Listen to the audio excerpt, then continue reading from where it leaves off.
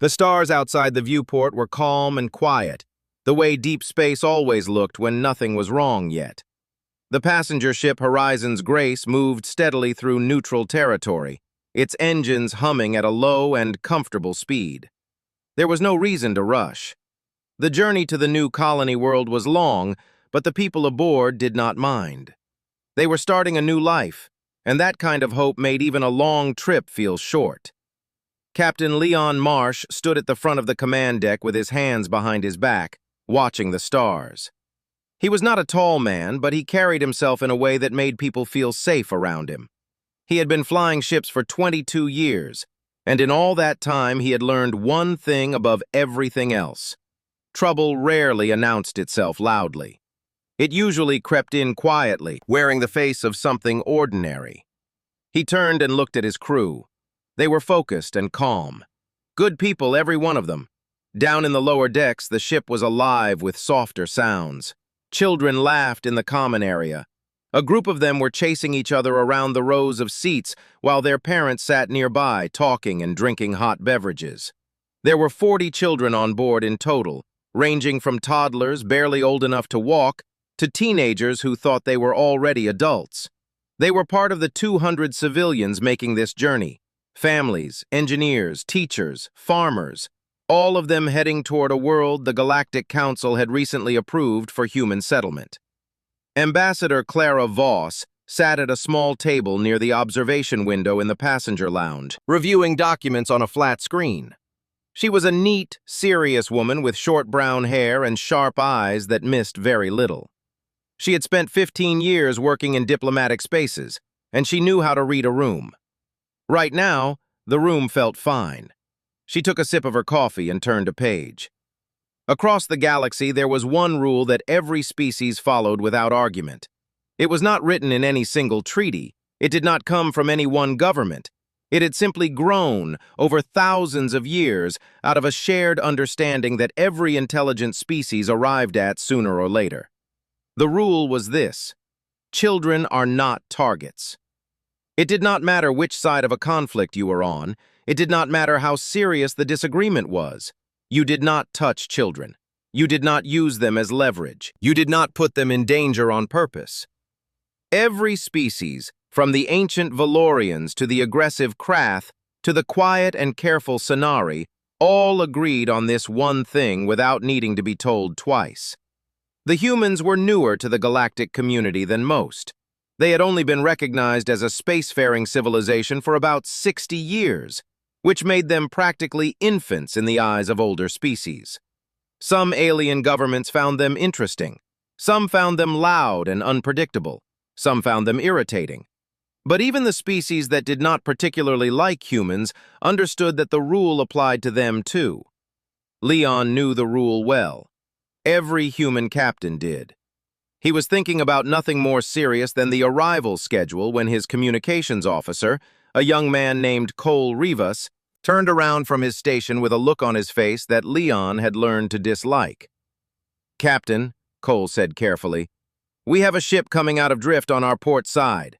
It is flagging as a Galactic Council enforcement vessel." Leon did not move right away. He just looked at Cole for a moment. "How big?" "Cruiser class, sir. It is bigger than us by a lot." Leon walked over to the display screen and looked at the incoming ship. It was gray and angular, built for authority rather than speed. The Council symbol was marked clearly on its hull. He had seen Council ships before. They usually passed without incident. But this one was slowing down. "Open a channel," Leon said. The screen flickered and a face appeared. The alien looking back at Leon was a Dravari, a species known for their sharp features and their habit of speaking as if everyone else in the room was slightly below them. This one had pale green skin and narrow eyes that scanned Leon with open boredom.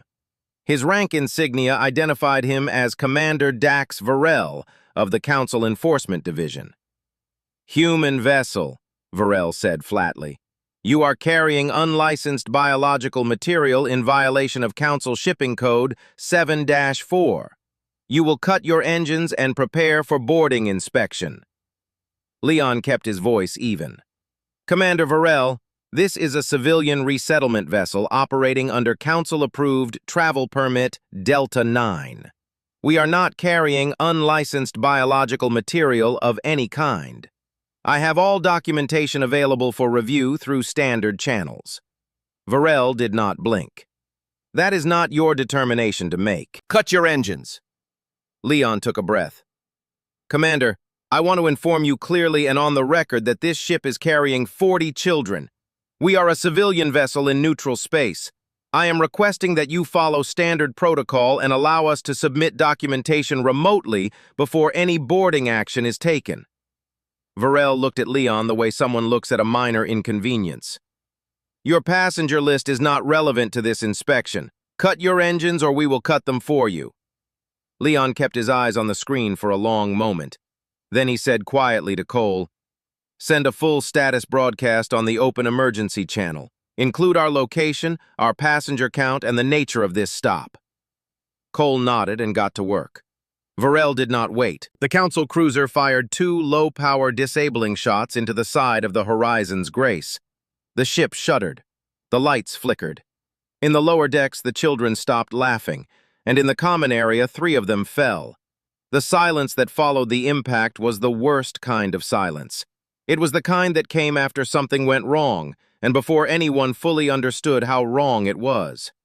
Leon was already moving before the lights finished flickering. He crossed the command deck in 4 steps and grabbed the internal comm. "Medical team to the lower passenger deck, now!" His voice was calm. It always stayed calm in moments like this. That was one of the things his crew counted on. Cole was already pulling up the damage report. "Hull integrity is holding, sir. The shots hit the outer shielding layer on the port side. The shielding absorbed most of it, but the energy feedback knocked out stabilizers on Deck 3. Deck 3 was where the common area was, where the children had been playing. Leon did not let himself think about that yet. There was an order to things, and the order mattered. First, secure the ship. Second, account for passengers. Third, deal with Varel. He looked at the screen. Varel was still there, watching with the calm expression of a man who did not think he had done anything particularly serious. "You just fired on a civilian vessel carrying children," Leon said. His voice did not rise. It stayed exactly where it was, flat and clear and precise. "That is on the record. The broadcast is already out." Varel tilted his head slightly. "It was a disabling action within Council authority. Your shielding should have handled it without issue." 3 children are down on Deck 3, Leon said. Something shifted in Varel's expression. Just slightly. Not guilt exactly, but something like the first small awareness that a calculation had gone wrong somewhere. Down on Deck 3, Dr. Naomi Briggs was already on her knees beside a little girl named Penny, who was 7 years old and had hit the side of a seat when the ship shook. Penny was crying, which Naomi noted with relief because crying meant conscious. A boy named Carter had a cut above his eye from falling against a table edge. Another child, a quiet 4-year-old named Iris, was not crying. She was just sitting very still on the floor, holding her arm against her chest.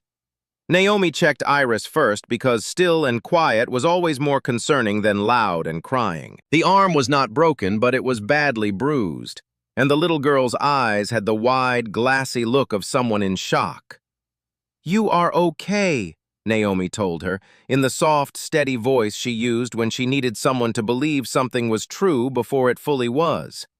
"I have got you. You are okay."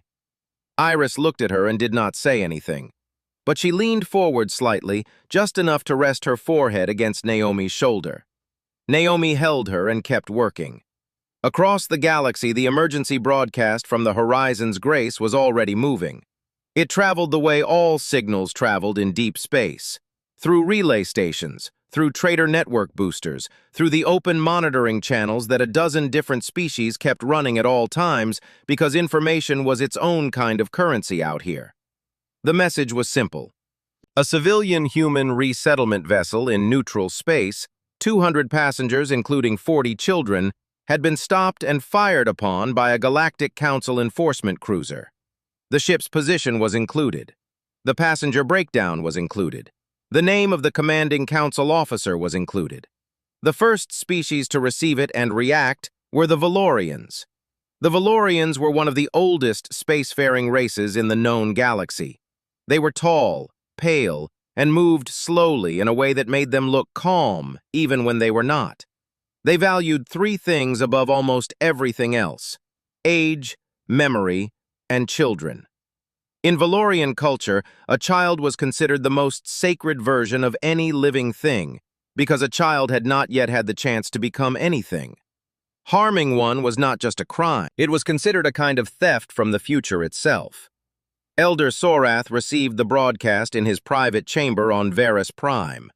He was very old, even by Valorian standards, and he had seen a great deal in his years on the Galactic Council.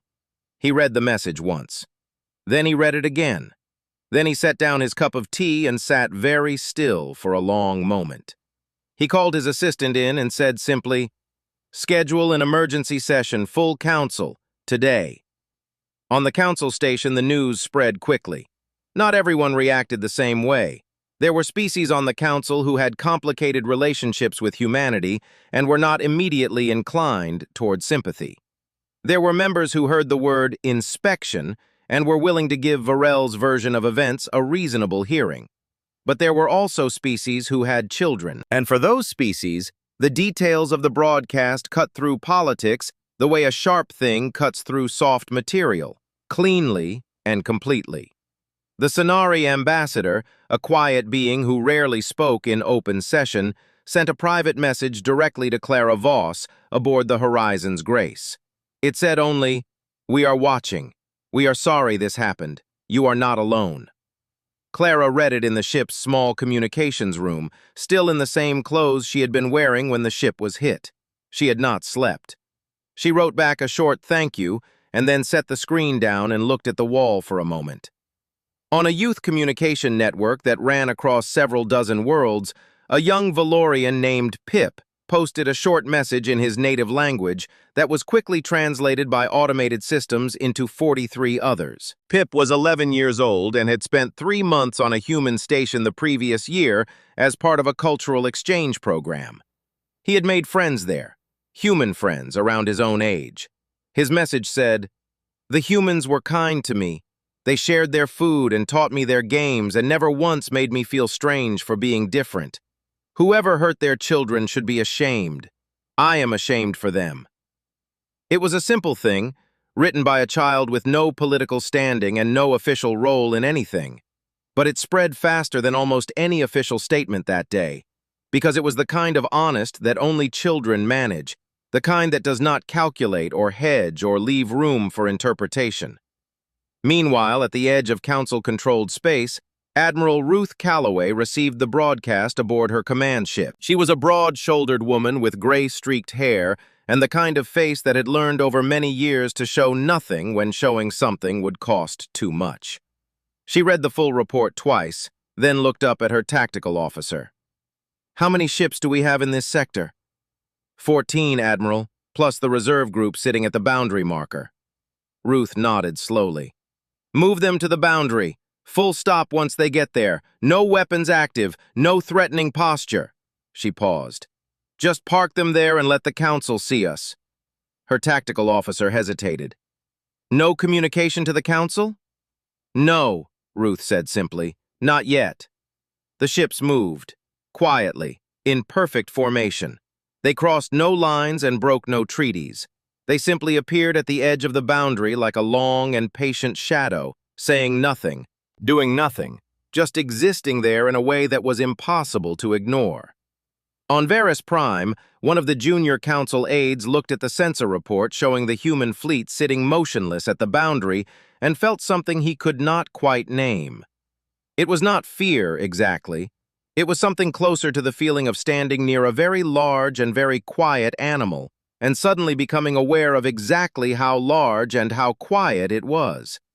He sent the report to his superior without comment. Back on the Horizon's Grace, Leon sat beside his nephew Owen in the medical bay. Owen was 10 years old and had a bandage wrapped around his left hand where he had cut it during the impact. He was not badly hurt, but he was shaken in the way children get shaken when the world does something it is not supposed to do. "Uncle Leon," Owen said quietly, "are we going to be okay?" Leon looked at his nephew for a moment. Then he said, "Yes, we are going to be okay." Owen looked at his bandaged hand. "Are you angry?" "Yes," Leon said honestly. "Then why are you so quiet?" Leon thought about that for a second. "Because quiet is how we win this one," he said. Owen did not fully understand that yet, but he nodded because his uncle had never lied to him before, and he did not think he was starting now. The Galactic Council session was called for the following morning. The galaxy in the meantime held its breath, and the human fleet sat at the boundary in perfect silence, waiting for nothing and saying everything. The medical bay of the Horizon's Grace was small, but Dr. Naomi Briggs had turned it into something that felt larger than it was. She had pushed the extra cots together to make more floor space, hung a few soft lights near the children's area to make it less clinical, and asked one of the passenger volunteers to bring down a box of small toys from the storage room. It did not fix anything, but it helped. Penny was sleeping now, her small face relaxed, one hand curled under her cheek. Carter had received 6 stitches above his eye and had spent 20 minutes being very brave about it before finally crying, which Naomi considered the correct and healthy response. Iris, the 4-year-old with the bruised arm, had not left Naomi's side for the better part of 3 hours. She sat on a small chair near the main station, wrapped in a blanket, watching everything with her large, quiet eyes. Naomi worked through the night. She checked vitals, updated records, spoke softly to parents who came down to sit with their children. She did not stop moving. Stopping would have meant thinking too hard about the fact that these were children, that they had been hurt because a council officer had made a decision, and that the decision had been made on purpose. She saved that thought for later. Right now there was work to do. Leon did not sleep either. He sat at the small desk in his cabin with a screen in front of him, and he began to write. Not orders, not complaints, just facts. He wrote down the time the council cruiser appeared. He wrote down the exact words Varel had used. He wrote down the time of the disabling shots, the location of the impact, the names of every child who had been injured. Penny, Carter, Iris. He wrote their ages next to their names. He wrote what each injury was. He wrote which crew member had responded and how quickly. He included Cole's sensor logs and Naomi's medical reports as attached documents. He did not use dramatic language. He did not call Varel a monster or describe the attack as an outrage. He simply described what had happened, in the order it had happened, in plain and exact words that left no room for anyone to say they misunderstood. When he was finished, he read it back to himself once. Then he sent it to every council member individually, to every allied species ambassador on record, to every neutral observer registered with the Galactic Diplomatic Network, and to 3 human news organizations that he knew would publish it without changing a word. Then he went back to the medical bay and sat with Owen for a while. Clara Voss had barely left the communications room. Messages were coming in from multiple directions now, and she was reading all of them carefully, sorting them into categories in her head. There were messages of support from species who were angry about what had happened. There were careful diplomatic messages from species who were not ready to take a side, but wanted to express concern.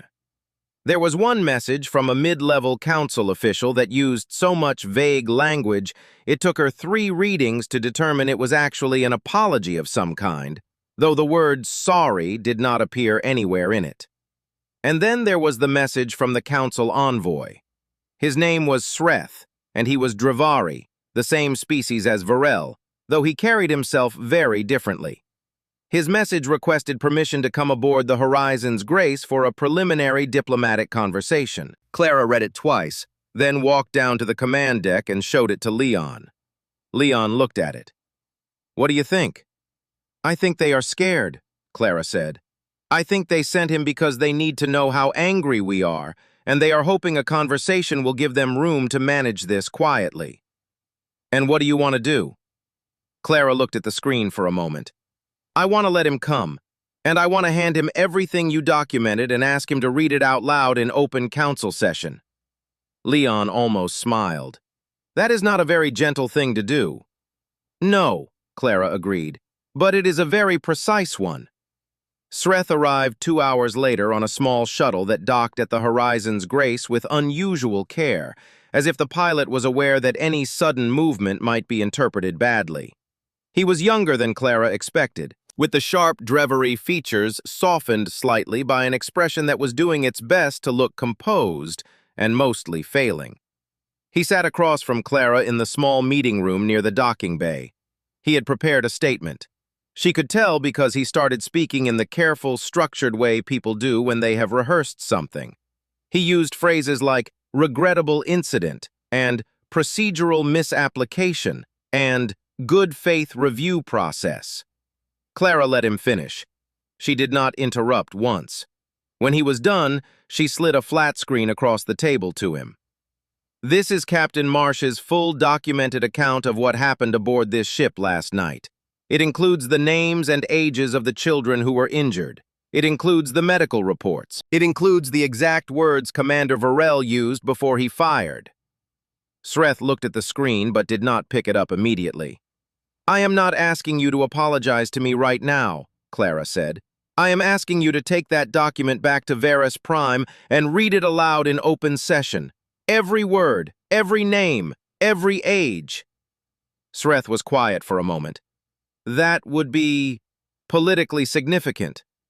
"Yes," Clara said simply, "it would." He picked up the screen. Outside, something else was happening that neither of them could fully see yet. The trader networks that moved goods between species were quietly shifting.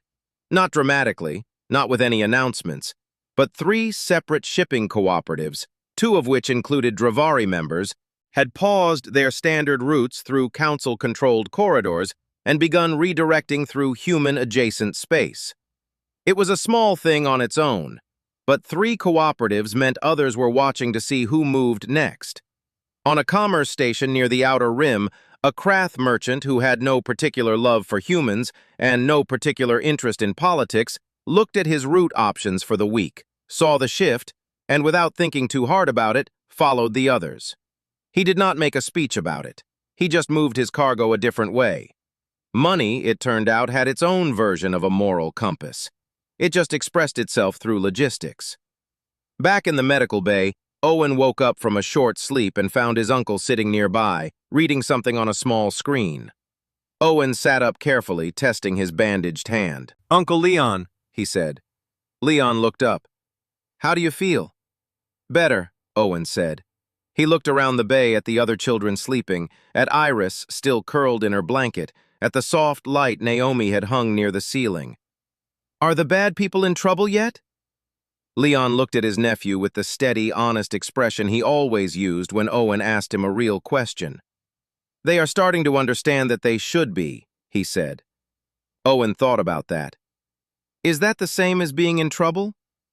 "It is the part that comes right before," Leon said. Owen nodded slowly, satisfied with that answer in the way children are satisfied when they can tell the truth is being told to them straight. He lay back down, pulled his blanket up, and closed his eyes again. Leon looked at him for a long moment. Then he looked at the document still open on his screen, at the names he had written down so carefully, at Penny and Carter and Iris, and their ages next to their names, and he felt something settle into place inside him. Not anger, though the anger was still there. Something quieter than anger. Something that intended to last longer. He closed the screen, stood up, and went back to work. Varus Prime was one of the oldest stations in the known galaxy. It had been built so long ago that several of its original construction records had been lost, and what remained was a place that felt like it had grown rather than been built. Layer upon layer of corridors and chambers and meeting halls that had absorbed centuries of decisions both good and terrible. The Central Council chamber sat at the heart of it, a wide circular room with tiered seating for representatives of 41 recognized species, a high domed ceiling, and acoustics so precise that a whisper from the center floor could be heard clearly in the back row. It was not a quiet room today. The session had been called for the morning, and by the time the chamber doors opened, every seat was filled. Some ambassadors had traveled through the night to be present. Others had sent emergency proxies with clear instructions. A few species who rarely attended in person had activated their holographic presence nodes for the first time in years. The room had the specific energy of a place where something important was about to happen, and everyone knew it, and no one was entirely sure which direction it would fall. Sreth sat in the Dravari delegation section with Leon's documented report on the screen in front of him. He had read it 4 times on the journey back to Varus Prime. Each time he read it, he had felt the same thing, a slow and uncomfortable recognition that what he was holding was not a complaint or a political argument. It was simply a record, and records did not negotiate. Dax Varel sat several seats away, in the Enforcement Division Observer section.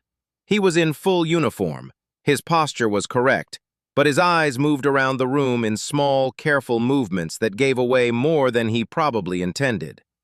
Elder Sorath called the session to order.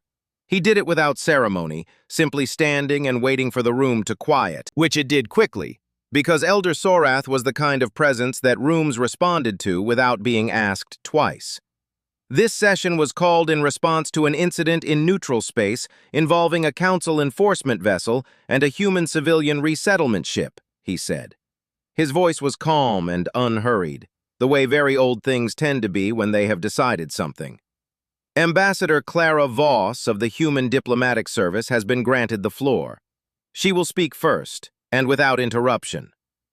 There was a murmur across the chamber. Giving the floor to the representative of the affected party before any council statement was unusual. It was a deliberate choice by Sorath, and everyone in the room understood that. Clara walked to the center of the floor. She was dressed simply. She carried no props, no visual displays, no dramatic materials of any kind. She carried only a small screen, and she held it the way someone holds something that matters. She stood in the center of the chamber, under the high dome, and she looked around the room slowly before she spoke. Not performing, just looking, making sure she was actually seeing the people she was about to speak to. Then she began. She did not start with politics, she did not start with treaty violations or legal arguments or demands. She started with the Horizon's grace leaving port. She described the families on board. She described the children playing in the common area. She described what the ship looked like before it was stopped. A civilian vessel moving through approved space on an approved route, carrying people who were going to start a new life. Then she described what happened after. She read from Leon's document directly. She read the time the council cruiser appeared. She read Varel's words back into the record. She read the time of the disabling shots. And then, in a voice that did not waver once, she read the names. Penny, 7 years old. Head injury from impact with seat edge. Carter, 9 years old. Laceration above the eye requiring stitches. Iris, 4 years old. Bruised arm, treated for shock. The chamber was completely silent. Clara did not rush past the names. She let each one sit in the air of the room for a moment before she moved to the next. She read the medical details the way Leon had written them, plainly and without decoration, which somehow made them land harder than any dramatic language could have. When she finished reading, she looked up. "I am not here to ask for war," she said. "I am not here to make threats. I am here to ask a simple question, and I would like a simple answer." She paused. "What does this council intend to do about this? And what will you do to make certain it never happens again?" She walked back to her seat. The silence lasted several seconds longer than silence usually lasts in a room full of politicians. Then Varel stood up. He had prepared something, that was clear. He spoke in the measured tone of a man who had decided that the best approach was confidence, that if he presented his version of events with enough authority, the room would find a way to accommodate it. He described the inspection as routine. He described the shots as minimal and within council enforcement parameters. He acknowledged that children had been present, but argued that the Horizon's grace had failed to follow standard inspection protocols, creating a situation where action became necessary. He concluded by noting that humanity was a relatively new member of the galactic community, and that its representatives perhaps did not yet fully understand the scope of council authority in neutral space. The room did not respond the way he expected. It did not respond with agreement or with argument. It responded with a quality of attention that was worse than either of those things. It responded with the focused, unblinking regard of 41 species who had just listened to a 4-year-old girl's name being read into the official record and were now listening to the man responsible explain why that had been procedurally acceptable. The Sonari ambassador, who had not spoken aloud in open session for 2 years, raised her hand. Sorath acknowledged her. She stood. She was small and moved carefully. She said 4 words. "The children's names remain." She sat back down. It was not entirely clear what she meant as a legal statement, but as a statement of something else, something older and more basic than law. Every species in the room understood it exactly. The Kelvari ambassador stood next, then the representative from the Moran collective, then 2 others in quick succession. None of them made long speeches. They each said something short and direct that amounted to the same position from a different angle. What happened was wrong. The record showed what happened. The record did not leave room for a different interpretation. Varel remained standing for a moment after the last of them sat, as if waiting for someone to offer him another opening. No one did. Sorath looked at him with the patient expression of someone who has seen a great many things and is not surprised by this one. "Commander Varel," he said, "you will step down from the floor. This council is moving to formal review." Varel sat down. Something in his posture changed when he did. The correctness went out of it.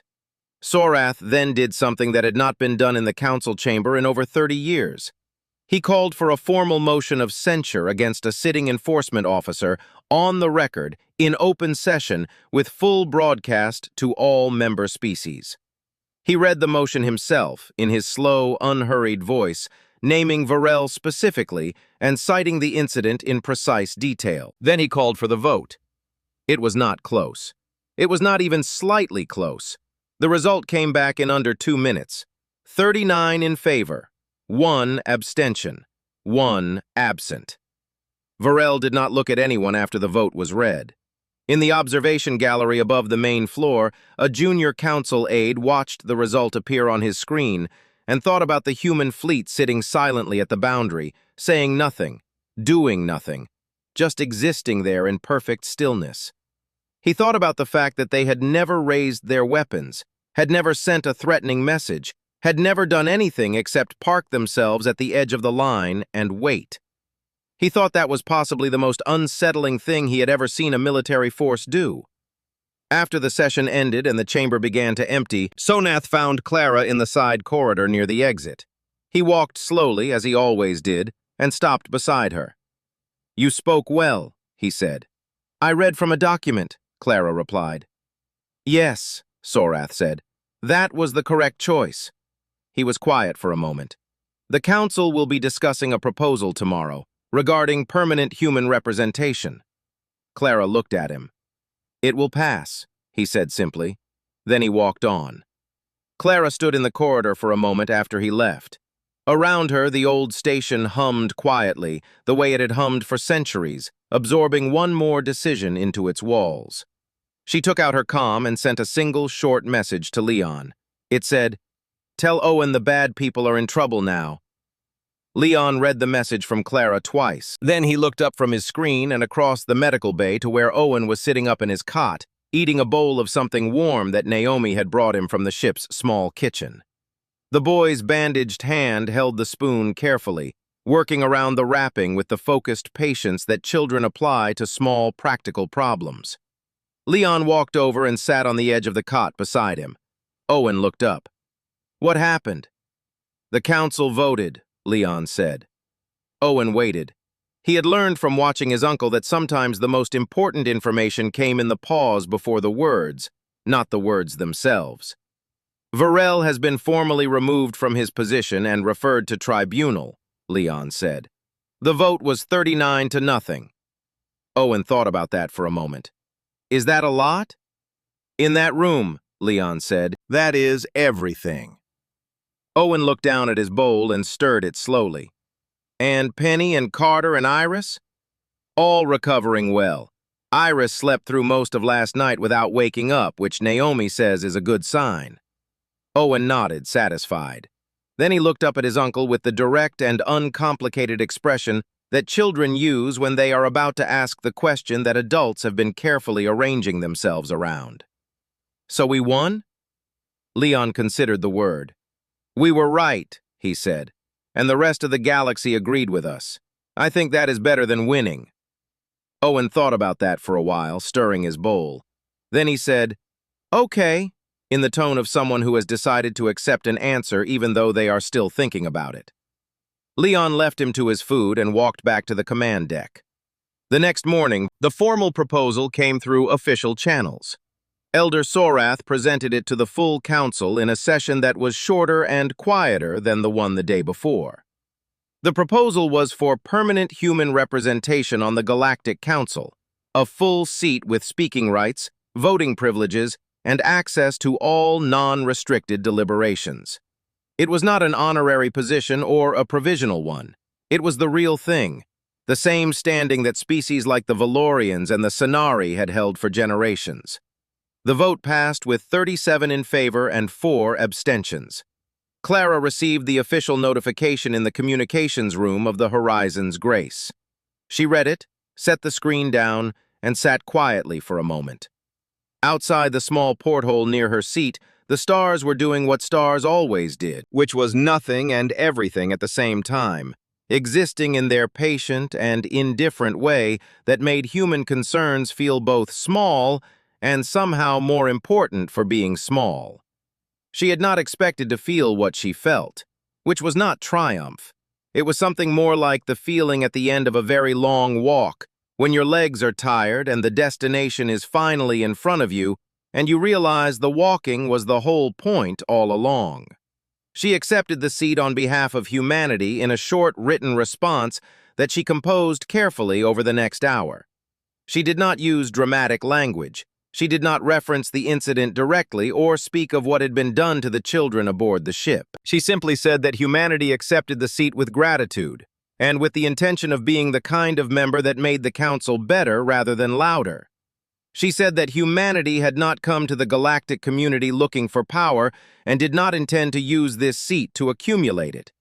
She said they came to be useful, to listen as much as they spoke, and to remember that the council existed to serve the species under its care and not the other way around. She sent it before she could second-guess any of it. Admiral Ruth Calloway received the news aboard her command ship at the Boundary. She read the full report, set it on her console, and looked out at the stars for a long moment. Then she turned to her communications officer. "Send the stand-down order to all ships," she said. "Standard return formation, no rush." Her communications officer sent the order. One by one, the human ships at the Boundary turned and began moving away from the line. Slowly, unhurried, the same way they had arrived. They had never raised a weapon, had never sent a threatening transmission, had simply been present and visible and patient, and that had been more than enough. Ruth watched them go on the display screen. Then she said to no one in particular, "Good." That was all. On Varus Prime, Sorath sat in his private chamber after the session and wrote a short personal note that he did not send to anyone. He wrote it for himself, which was something he did sometimes when he wanted to think clearly about what had happened. He wrote that he had served on the Galactic Council for longer than most species had been spacefaring, and in that time he had seen power used in almost every way it could be used. He had seen it used through force, through money, through fear, through alliance, through patience, and through words. But he had rarely seen it used the way the humans had used it in the past several days. They had done nothing except tell the truth, in plain language, and then wait for the truth to do what truth does when it is given enough space and enough witnesses. He wrote that he thought humanity was going to be interesting to watch. Then he closed the note and went to bed. Aboard the Horizon's Grace, the engines returned to their normal traveling speed. The ship settled back into its rhythm, the low, comfortable hum that passengers had been living with for weeks, and one by one the people in the medical bay were cleared to return to their cabins and their regular routines. Penny went back to her parents, still slightly subdued, but already asking when she could go back to the common area. Carter showed his stitches to two other boys his age with considerable pride. Iris walked out of the medical bay holding Naomi's hand, and at the door she stopped and turned around and looked at the room one more time, the way small children look at places they want to remember. Naomi watched her go and felt something loosen in her chest that had been tight for 2 days. The common area filled up again that afternoon. Children ran between the rows of seats. Someone had found a ball from somewhere, and a game had started that did not appear to have clear rules, but had a great deal of energy. Parents sat nearby with their drinks and their conversations, the ordinary sounds of ordinary people going somewhere to start something new. Owen found a spot near the observation window and sat watching the stars. His hand was still bandaged, but he had stopped noticing it. After a while, Iris came and sat next to him without saying anything, which Owen did not mind because he was not particularly in a talking mood either. They sat together and looked at the stars. After a while, Iris said in her small, serious voice, "Are we almost there?" Owen looked at the stars for a moment.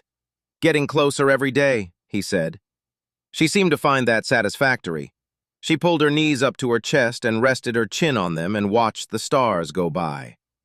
The horizon's grace moved on through the dark and the quiet, carrying its families and its children toward a world that was waiting for them, toward ground that none of them had ever stood on before, toward a beginning that had almost been taken from them and had not been, because enough of the galaxy had looked at what happened and decided that it was not acceptable, that there were still lines that meant something, that some rules existed for reasons that went deeper than politics and older than any council.